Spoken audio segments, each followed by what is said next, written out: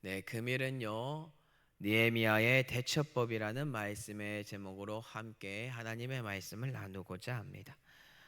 우리는 느헤미야 5장을 통하여서 외부의 문제로부터 조금 자유함을 누렸다고 생각하자 느헤미야와 이스라엘 백성들에게 찾아온 문제점은요. 내부에서 문제점이 발생했다는 것입니다. 그럼에도 불구하고 느헤미야를 주축으로 흉년의 문제를 발생한 또 이 문제 가운데 가난한 백성들에게 빌려준 이자 문제를 잘 해결하고요. 느헤미야가 청덕의 놋을 박지 않고 덕을 세움으로 공동체 안에서의 문제점 그리고 해결 방안을 이끌어간 것을 배웠습니다. 이 어려운 문제들을 잘 넘어가는 것을 우리는 배웠습니다. 근데 내부 문제가 해결이 되니까요, 마치 기다렸던 것처럼 이제 다시 외부로부터 문제가 발생해요. 이는 마치 신약에서요, 예수 그리스도께서 40일 동안 금식하시고 사단의 시험을 이겼을 당시에 사단이 영영 떠난 것이 아니라 잠시 떠난 것처럼 시험의 문제들이 늘 느헤미야를 기다리고 있었다라는 것을 우리는 쉽게 발견할 수 있습니다. 그렇다면 왜 지금 이 문제가 오늘 본문에서 다시 발생하게 되었을까요? 느헤미야 6장 1절에 그 답이 나와 있는데요. 한번 1절을 보도록 하겠습니다. 산발락과 도비아와 아라비아 사람 게셈과 그 나머지 우리의 원수들이 내가 성벽을 건축하여 허물어진 틈을 남기지 아니하였다함을 들었는데, 느헤미야 입장에서 살펴보았을 때 외부로부터 느헤미야와 성벽을 재건하는 이스라엘 백성들을 괴롭혔던 산발락과 도비아 일당 무리들 기억하시죠? 그들이 다시 나타나 느헤미야와 이스라엘 백성들이 성벽 재건의 완공을 눈앞에 두고 있다라는 말을 듣게 됩니다. 이 성벽을 건축하여 허물어진 틈을 남기지 아니하였다라는 이 말에요, 반발심을 가지고 있는 무리들의 발 앞에 화를 당할 수 있는 불덩이가 놓인 상황이 그들 앞에 벌어진 겁니다. 느헤미야가 하는 이 일이 완공되면 자신들에게 해를 받게 되고 피해를 볼 수밖에 없기 때문에 이들이 어떻게 해서든지요, 느헤미야의 성벽 재건을 이 완공을 막아야 하는 상황에 놓이게 되었습니다. 그러므로 이들이 하는 행동이 무엇입니까? 오늘 이 문제점을 살펴보고요, 어떻게 느헤미야가 이러한 문제들을 지혜롭게 대처해 나가는지에 관하여 우리는 함께 하나님의 말씀을 살펴보고자 합니다. 산발락과 도비아 일당은 이제 느헤미야를요 암살할 음모를 세웁니다. 꾸밉니다. 성벽 재건의 완공이 가까이 다가오자 가장 영향력 있는 사람 느헤미야를 죽이고자, 이 일을 중단시키고자 하는 사단의 마지막 발악 같은 모습을 오늘 본문에서 보여줍니다. 금일 본문 느헤미야 6장 2절 보겠습니다. 산발락과 게셈이 내게 사람을 보내어 이르기를 오라 우리가 오노 평지 한 촌에서 서로 만나자 하니 실상은 나를 해하고자 함이었더라. 산발락과 게셈이 느헤미야에게 사람을 보냈습니다. 그런데 여기에는 그냥 느헤미야를 오노 평지 한 촌에서 만나자고 한 것이 아니라 실상은 무엇이라고 나와 있습니까? 산발락과 무리들이 느헤미야를 해하고자 죽이고자 하는 충격적인 살인 계획이 숨겨져 있다라는 거예요. 지금 이 절에 나와 있는 산발락 같은 경우는 사마리아의 위정자이고요. 게셈 같은 경우는 아라비아의 위정자입니다. 높은 사람들이죠. 이들이 대표성을 띠면서 느헤미야를 불러요. 정상회담을 하자라는 형식으로 꾀를 쓴 겁니다. 그래서 느헤미야를 부른 겁니다. 그런데 뭐라고요? 여기에는 느헤미야를 죽이고자 하는 사단의 계략이 숨겨져 있다라는 것이지요. 그들이 느헤미야에게 오라고 한 곳은 오노 평지로서 롯 근처 요바라는 남동쪽 지점에 위치한 곳입니다. 여기는 예루살렘과 사마리아 중간에 있는 평지입니다. 위치가 좀 이상하죠? 함께 모이고자 하는 위치가 이상해요. 느헤미야는 단번에 이상한 위치에서 만나자라는 이 말에 자신을 유인하여 살해하려는 것을 단번에 파악합니다. 그리고 느헤미야는 그들에게 사자를 보내고요, 말하기를 자신은 이제 이 큰 역사를 행해야 하니 내려가지 못하겠다. 어찌하여 역사를 중지하게 하고 너희에게 내려가겠느냐라고 말을 합니다.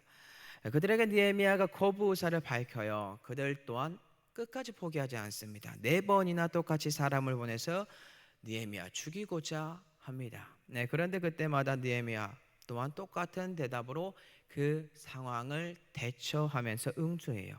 자, 이제 산발락과 그 일당들 더욱더 치밀하고요 치사한 방법으로 느헤미야를 괴롭혀야 돼요. 이게 5번째 편지에 이제 그 내용이 담겨져 있는데요.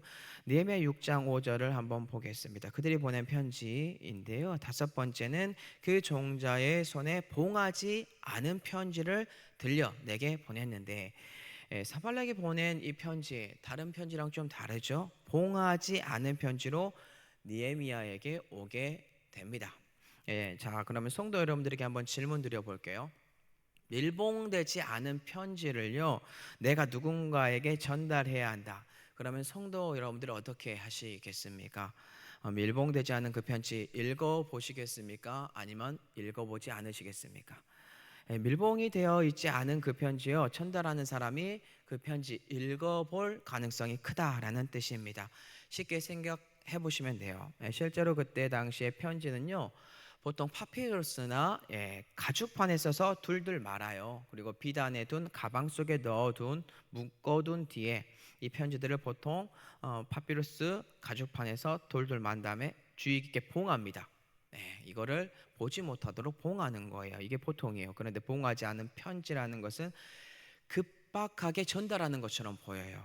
위장술이죠. 전달하는 자가 중간에 살펴볼 수도 있어요. 그 내용이 유출될 수도 있습니다. 또한 다른 사람들에게 선동할 수 있는 위험성까지 있고, 이 거짓된 소문으로 인하여 산발락과 그 무리들이 원하는 정치의 판이 짜여진다라는 것입니다. 이뿐만 아니라 느헤미야는 이 소문들이 만약에 퍼지게 되잖아요.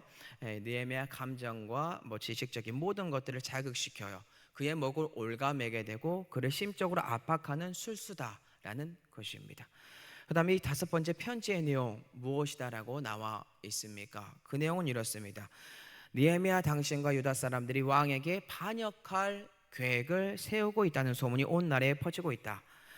가스무도 말하기를 그 소문이 옳다라고 말하고 있고, 당신이 성벽을 쌓고 있는 것도 그 때문이라고 하고, 그 소문에 따르면 당신이 그들의 왕이 되려고 한다라고 되어 있어요. 이뿐만 아니라 느헤미야 당신은 예언자들을 내세웠는데 예루살렘에서 유다의 왕이 있다라고 하게 하였으니 지금 이 말이 왕에게 들리게 되어 왕도 듣게 될 것이다. 그러니 너는 이제 와서 우리와 함께 이 내용 정말 너가 정직하다면 의논하자라고 합니다. 산발락과 그 일당들 이 악한 꾀를 부림으로 느헤미야가 빠져나가지 못할 구멍이 없도록 압박합니다. 그가 자신에게 나아올 수밖에 없는 편지의 내용과 정치적인 술수로 악한 꾀를 내었습니다. 그것도 봉인하지 않은 편지를 통해서요. 그런데 어떠한가요? 느헤미야는 이들의 말에요 응하면 죽습니다. 산발락과 그 일당의 느헤미야가 어떻게 해서든지 이 올무에 걸리게 하기 위한 이 정치적인 방법, 이슈와 플러스 반역죄 플러스 왕에게 이 말들이 들어가므로 너는 이제 각오해야 할 거야 등 느헤미야가 두려움을 느끼게 하므로 자신들에게 오게 함과 동시에 성벽 재건이라는 이 역사, 대단한 역사를 중지하게 하므로 이 일을 성취하지 못하도록 하기 위한 일들이 펼쳐집니다. 그럼에도 불구하고 느헤미야 어떻게 이 문제에 대처합니까? 어떻게 행동합니까? 느헤미야 6장 8절입니다. 내가 사람을 보내어 그에게 이르기를 네가 말한 바 이러한 일은 없는 일이요 내 마음에서 지어낸 것이라 하였나니. 느헤미야는요 산발락과 그 일당의 말에요 응하는데 어떻게 응해요? 그들이 원하는 곳에 간 것이 아니라요 사람을 보냅니다. 말합니다. 네가 말한 그러한 일 없는 일이다. 이 말 너의 마음에서 지어낸 허구다라고 그렇게 말을 해요. 지금 느헤미야 모습에서 우리는 무엇을 볼 수 있습니까? 두려움이 없어요. 두려움이 보이지 않아요. 오히려 담대함으로 그들의 완악한 관계를 깨트려 보고 담대하게 행동을 이어갑니다. 그런데 실제로 산발락과 그들이 생각하고 만들어낸 이 상황 어떠한 상황이라고요? 일반인들이 처하면 어떻게 할까요? 느헤미야 6장 9절 한번 볼게요. 이는 그들이 다 우리를 두렵게 하고자 하여 말하기를 그들의 손이 피곤하여 역사를 중지하고 이루지 못하리라 함이라. 이제 내 손을 힘있게 하옵소서 하였느라. 산발락과 그 일당이 만들어 놓은 이 상황, 보통 사람들이면요 두려움 느낍니다. 이 감정이 좌절을 맛볼 수밖에 없고요, 손이 피곤할 수밖에 없는 상황, 성벽 재건하고 있는데 이 역사 중지할 수밖에 없는 상황이 펼쳐진다라는 거예요, 일반인들은. 하지만 이러한 상황 가운데 느헤미야 담대했고 그렇게 대처했습니다. 어떻게 이렇게 이러한 이유로 대처할 수 있었을까요? 9절 맨 뒷부분에 그 답이 나와 있어요. 그것은 바로 이제 내 손을 힘있게 하옵소서라고 나와 있듯이 느헤미야 하나님께 기도하는 사람입니다. 기도로 무장한 사람이고 이 일 하나님 덕분에 가능했다라는 것입니다. 우리 사랑하는 성도 여러분들 또한 이러한 지각이요 하나님 가운데 친밀한 기도 가운데 대처할 수 있는 능력이, 담대함이 있었으면 좋겠습니다. 왜냐하면 여러 가지 염려와 걱정을 여러분들은 선택 속에서 하나님께 맡기면 여호와 하나님의 평강이 예수 그리스도 안에서 여러분들의 마음을 지켜주니까 담대할 수 있습니다. 말씀을 정리하겠습니다. 우리는 오늘이요 느헤미야가 산발락과 그의 일당들의 악한 꾀에 어떻게 대처하는지 그 방법을 배웠습니다. 산발락과 그 일당들의 모습은 영적으로 접근하잖아요. 사단의 무리들이 방해하는 모습입니다. 그리고 느헤미야는 하나님의 편에 서서 이 전쟁을 지략적으로 아주 지혜롭게 전쟁을 이끌어가는 모습을 우리가 봅니다. 하지만 사단의 무리들이 펼치는 전략은 정치적인 여론몰이 그리고 정신적 감정적 스트레스와 두려움을 느헤미야에게 계속해서 반복적으로 주므로 이 성벽 재건의 역사를 막는 것이었습니다.